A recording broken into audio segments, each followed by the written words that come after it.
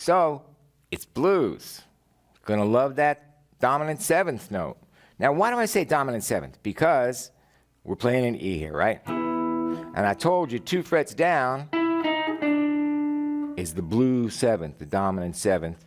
But 1 fret down is the major seventh, the pretty seventh. That's useful in a lot of songs, but in a song like this, you don't want to play that. You want the dominant seventh. Anyway, so blue seventh. A guy once told me, old jazz player, he was way in his 80s when he told me this, and this was back in the 80s. So he was probably born around 1900.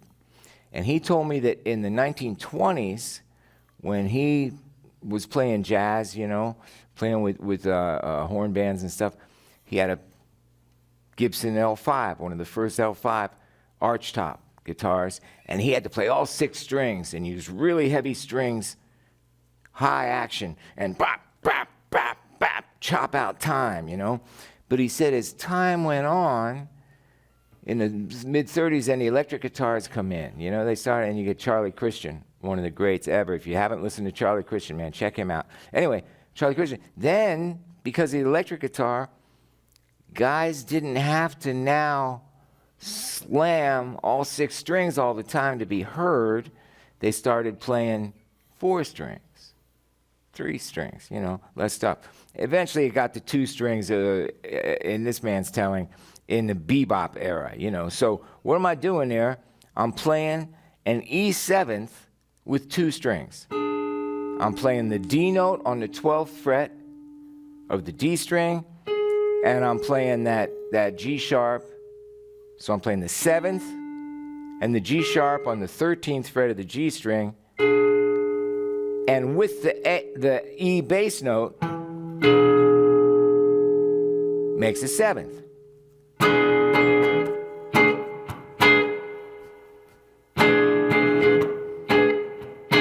That kind of rhythm that I'm doing with my right hand, ba-da-da, bap, bap, that's a horn thing. Again, a 30s horn thing. Ba-da-da, bap, bap. And then to get the A7th, this is so cool. You just slide up the whole thing down 1 fret.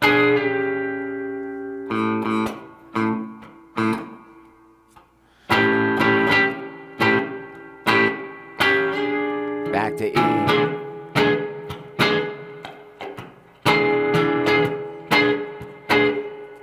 Then to get your B7th, you just go up 1 fret.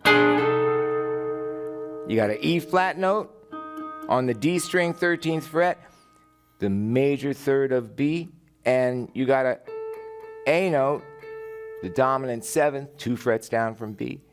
So you got, within 3 frets,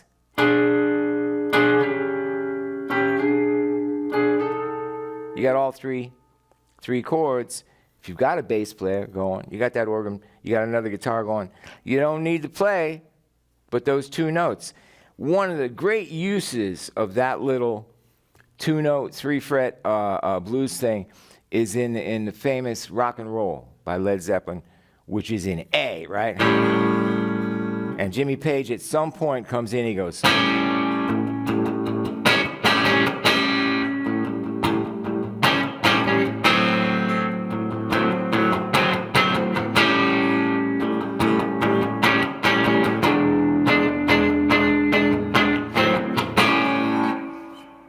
cool, right?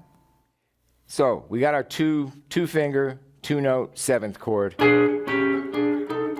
And that is so, mess around with that, because as you take that all over the fretboard and add different bass notes to it, it becomes some pretty cool things. Then, you know, like a regular old D chord down here.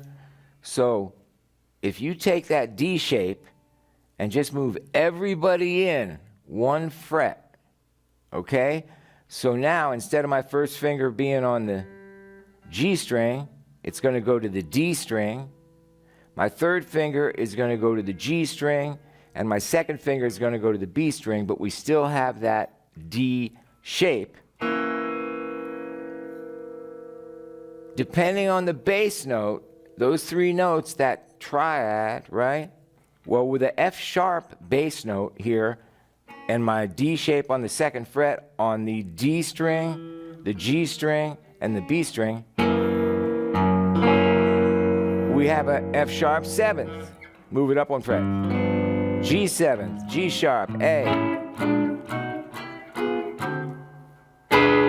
It's a nice 3-finger 7th chord.